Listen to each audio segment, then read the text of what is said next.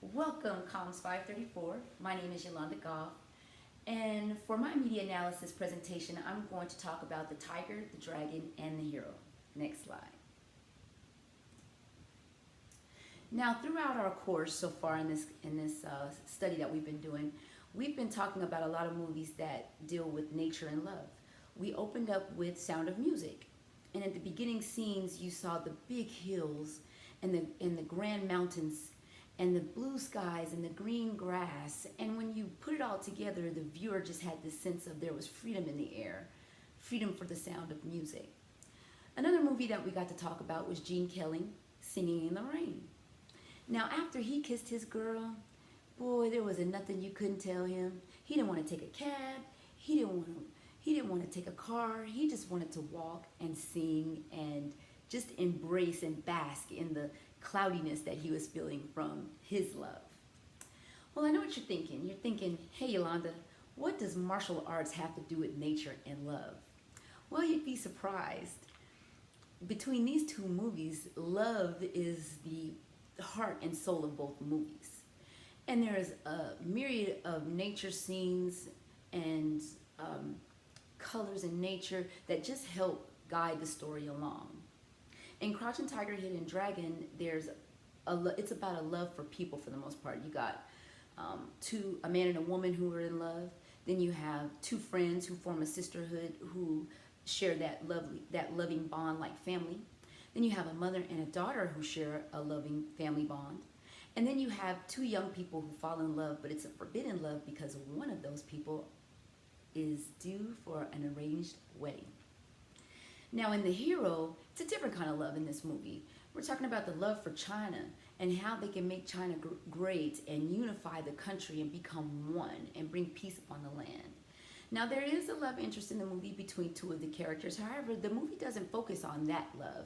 It mainly focuses on the love for the country and how everybody's going to get the job done. Next slide. Stories within the story. Now, a common theme for martial art movies tends to be revenge, love, evaluation, and awareness. When we talk about revenge in martial art movies, it's classic. You killed my master, now you must die. And then you have love stories sometimes that are brought into the martial art movies. And most all of the movies there's some sort of evaluation and awareness, usually some type of self-awareness and self-evaluation. But as we're learning in this class that this tends to happen within a lot of movies, not just martial arts, but a myriad of genres of different movies. You have someone figuring it out and becoming better for it. Now, I'm going to try to give you a brief synopsis of both movies as quick as I can. The first movie, Crouching Tiger, Hidden Dragon, like I said, it's about a love story between 5 different people. The protagonist, Master Lee, is a person who's been fighting and protecting his land, and he's tired. He decides that he wants to pursue something else that's been weighing on his heart, which is the love for his very best friend, Shu Lin.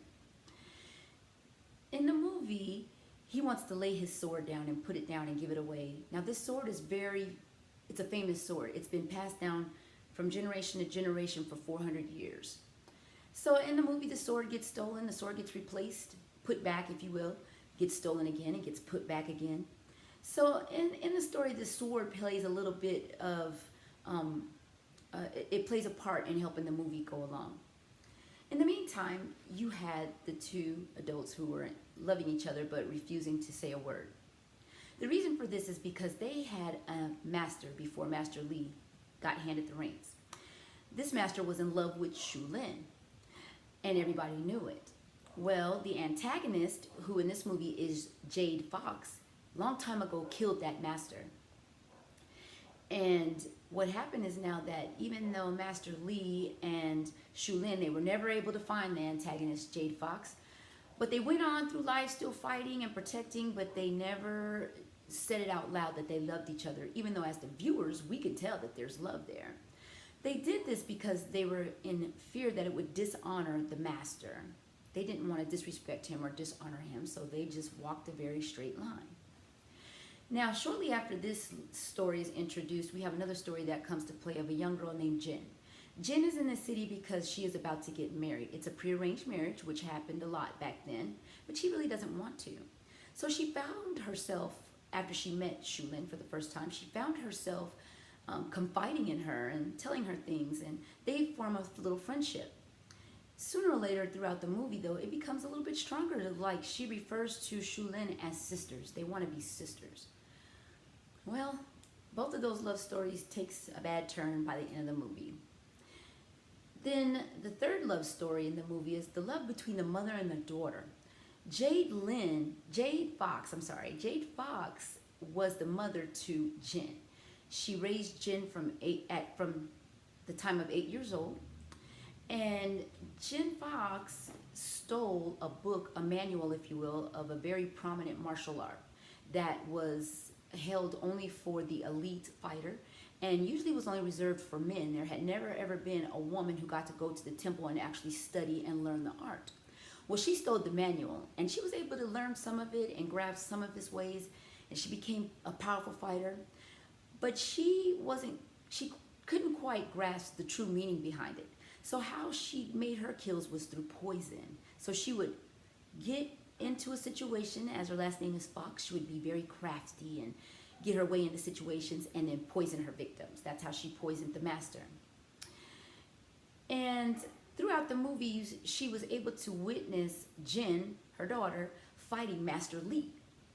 And her and Master Li was going at it, and she was good. Not as good as Master Li, but she was really good, better than the mother.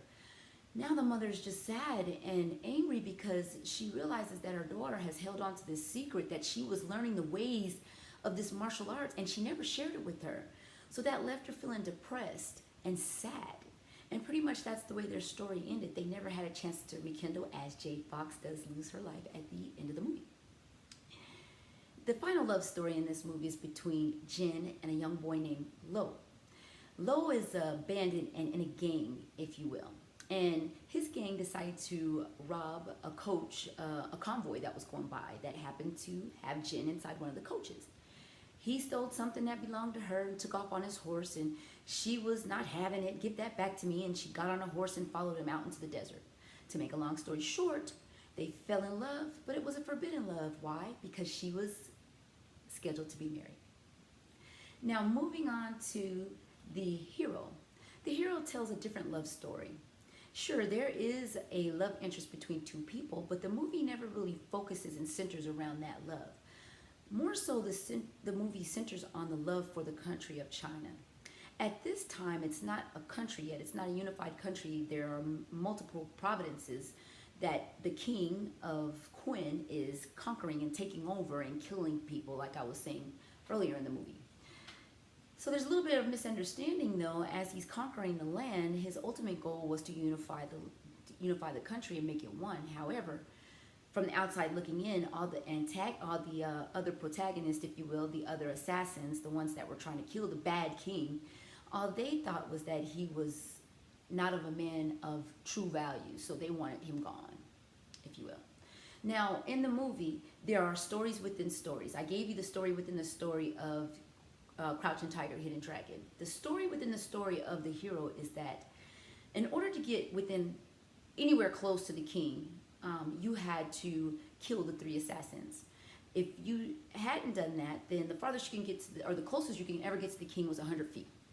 So Jet Li, whose name was nameless in the movie, knew this.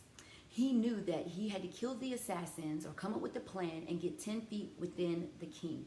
His sword was so precise and sharp, and he was so quick that if he was in 10 feet, he's going to kill the king. Now, his reasons for wanting to kill the king are much different than the three assassins. His reason? The king killed his family. Now he wants revenge. He wants to kill the king. So Jet Li comes into the palace after it's been announced that he killed the three assassins, and the king invites him into his lair, if you will. And he tells the story, and the king is impressed. He tells another story, and the king is impressed. Next thing you know, he's now 10 feet within the king. But while he's sitting there, the king happened to listen to the story that Jet Li, the first story that Jet Li is telling, and he doesn't believe Jet Li. He said, I don't believe you at all. Jet Li doesn't deny it. So he says, well, what do you think happened? And the king says, let me tell you what I believe happened. So now the movie takes another turn. It's like we almost start all over again. The king tells his version of what happened.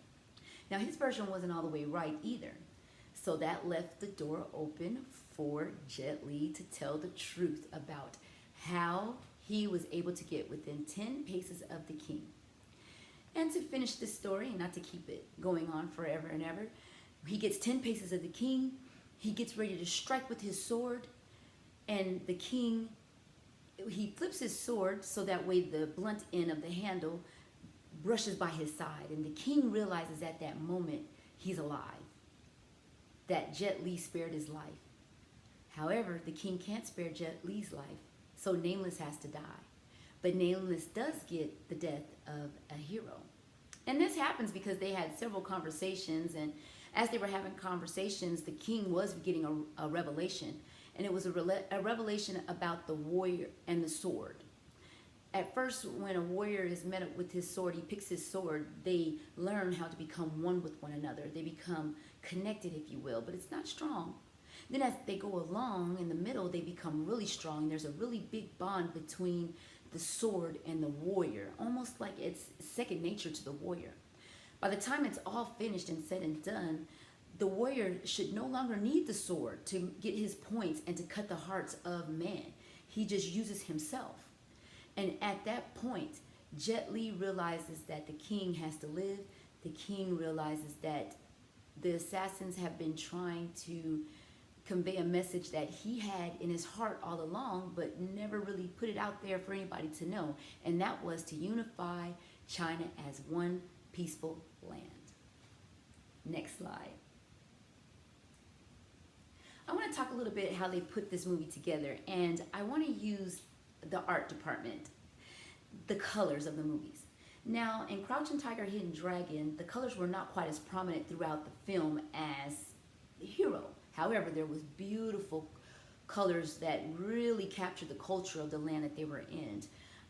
You had the costumes and the hairstyles and pictures of some of the buildings and architecture throughout the land. And it was very, very beautiful how they put the film all together. With the hero, though, the producers and the writers of this film took a big, huge creative risk. They decided that they wanted to use colors to depict every portion of the story of the movie. So you had a color for one scene, and if it had fighting, they fought with that one color. Then it moved to the second part of the story, and if there was fighting, they stayed within the same color. And this went on throughout the movie. And the producers were actually asked, because a lot of us didn't believe that, no, there's a meaning behind the colors. But the producers openly stated that, no, really, there's no meaning behind the colors. We just thought that it would be a neat idea. And even when they got to the color green, for example, it was one of the last colors that was brought up in the movie besides white. They asked, well, where did you come up with green? And he said, I ran out of color choices. Go figure.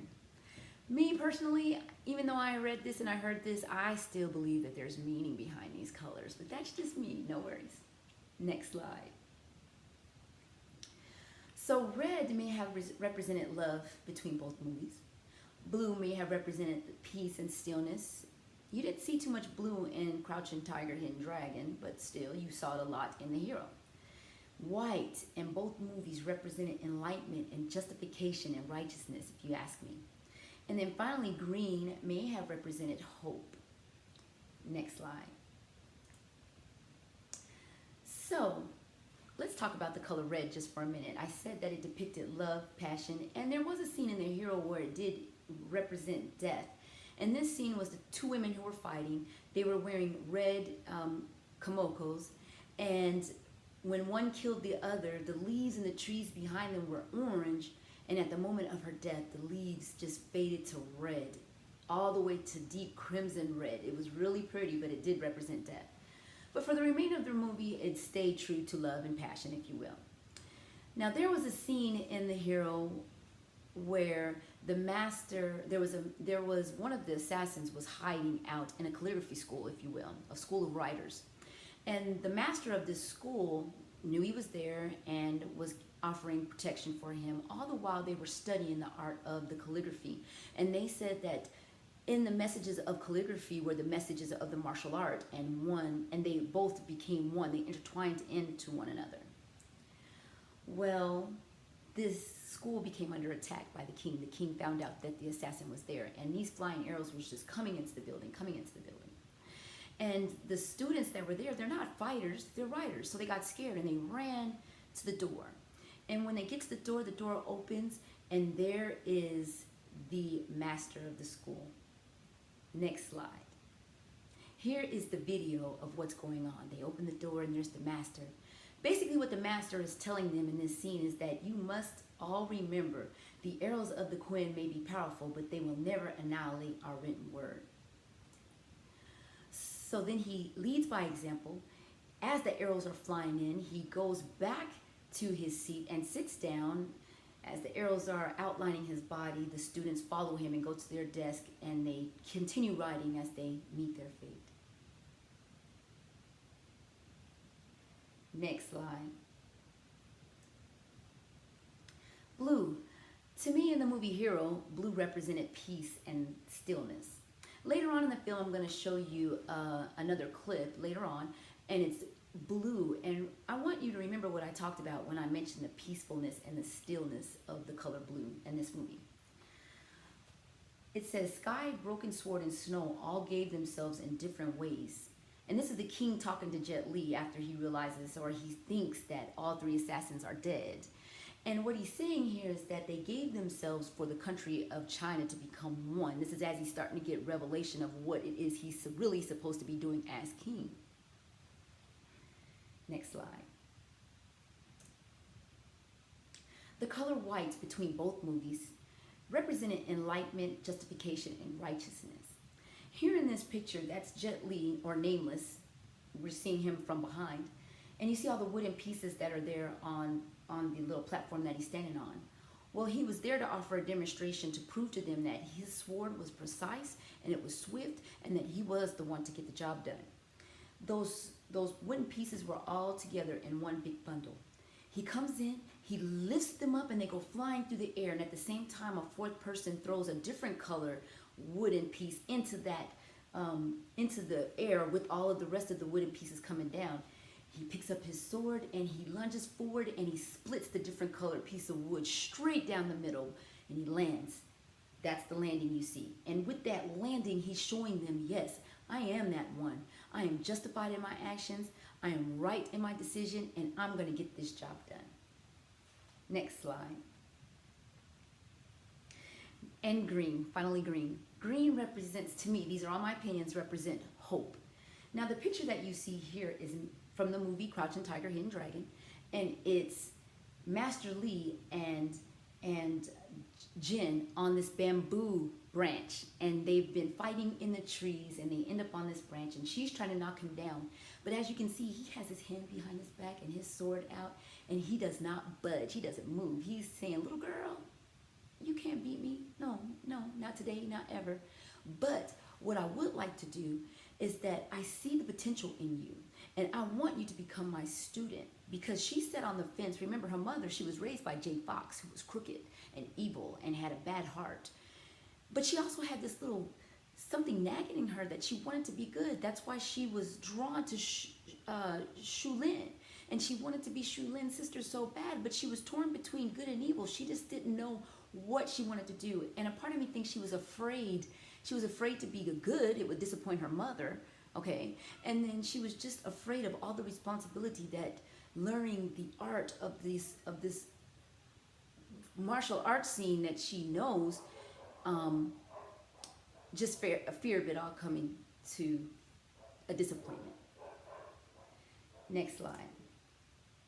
Now this scene right here is back to the movie Hero, and those are the two assassins fighting their way through hundreds and thousands of soldiers. They get up the stairs, and when they crash down the doors, they see the green tapestries, and there's Broken Sword ready to meet the king and have a duel with the king. And the green represents to me hope, because nobody has ever gotten within 100 feet of the king, except for the monks maybe, okay, but nobody else. And here he is now getting ready to fight the Almighty King. Next slide. Let's talk a little bit about martial arts.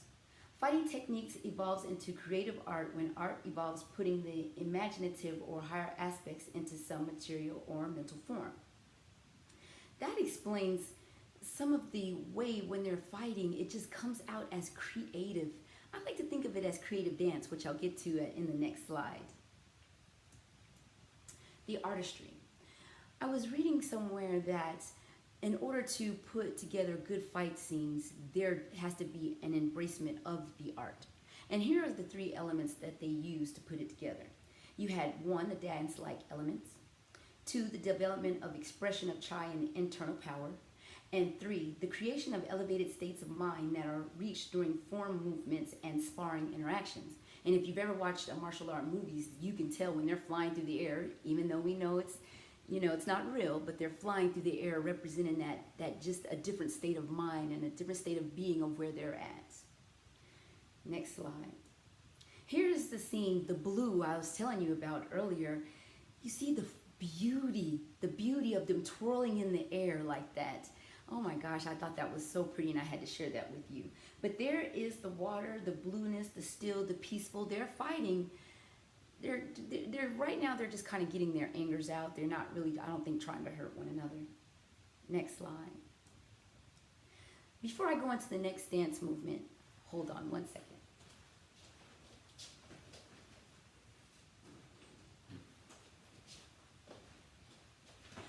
I would like to talk about the different angles of the camera when filming martial art movies. High angles are covering the action from higher vantage point. This is Bowen 2018. And the grammar of a high angle shot of a character in a movie may be interpreted by the viewer that who they are seeing is small, weak, subservient, or diminutive, or is currently in a less powerful or compromised position. Now keep that in mind. Next slide. Here we go. The two women have come to a head. We're talking about Shu Lin, and you see right here, that is Jin. She's holding green destiny, but she looks up at it like, uh-oh, we're about to get at it. They have just decided that their friendship was over. They're no longer sisters, and they're mad at each other, and they're going to fight. Watch the beauty of the art and the dance. In a minute, the angle's going to go high and look low.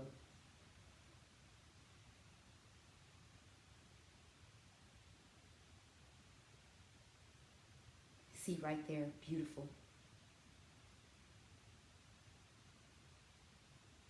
Now, throughout this fight scene, Shu Lin had to get 4 different weapons to fight this girl. She's becoming more powerful as they keep fighting, and they finally get to the end of the scene. Oh, she's not scared anymore. She's very much in control of that sword and her movements. She doesn't win the fight, but she is in control. Here's the second weapon.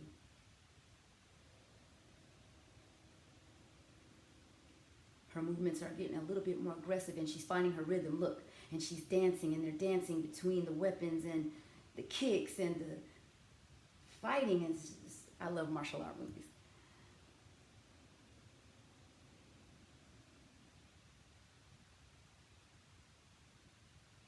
Now remember, I just told you on the previous slide that when the angles are high and they look down, sometimes it's shown as a representation of this person being lesser or diminished or not as powerful.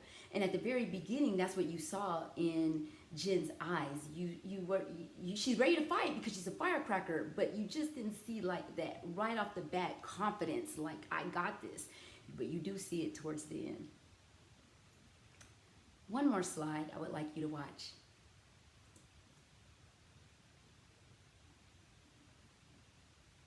This is the 4th weapon, and it is a powerful weapon that Shu Lin has, as you can see. It's tearing up the concrete floor. Now, just for a second there, you almost see it in the face of Jin, like, oh no, and she goes backwards, but then she gets mad. Watch her face. She's shaking a little bit, but she now is angry. She's feeling the emotions now. And they slow everything down so that way you can see it.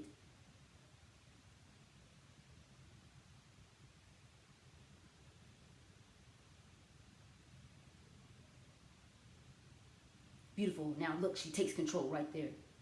Ha! Here, Shulin is telling her, don't touch it, don't touch that sword, as if you're not worthy of that sword. But she's like, oh yeah, buddy, yes I am. And she tells her, she says, look, your sword, your weapon is broke. Go ahead and get you another weapon. I'll wait for you to get another weapon. She's gonna point her sword, and she's being smart. And Shulin is like, oh, she's so sassy and disrespectful. She said, go pick a sword, go pick a weapon. I'll wait. That's what she tells her. So she's not that little scared little girl anymore that you just saw like 3 minutes ago, yes? And you hear they fight it out for the very last time of this scene.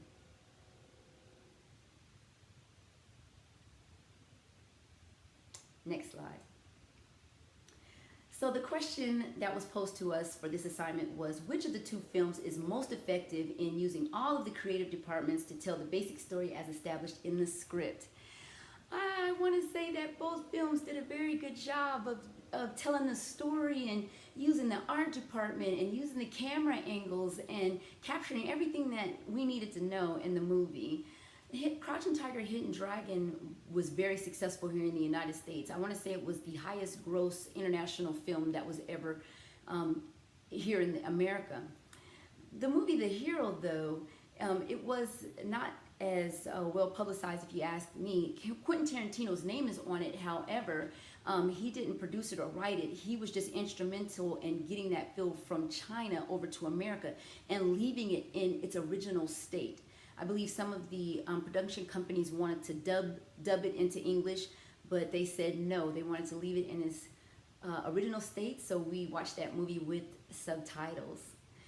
With the movie The Hero, I have to admit that the colors intrigued me so much as each story was told, and I put my imagination to work with those colors, and as it brought forth the whites and the greens, the hope and the enlightenment, it just really, the colors is what the art department hands down did a good job in this film. If you have not seen The Hero, I highly recommend that you go and see it. I thank you so much for enduring the lengthiness of this video. My name is Yolanda Goff, and I hope I did these two movies justification. Well, I will see you next time. Bye-bye.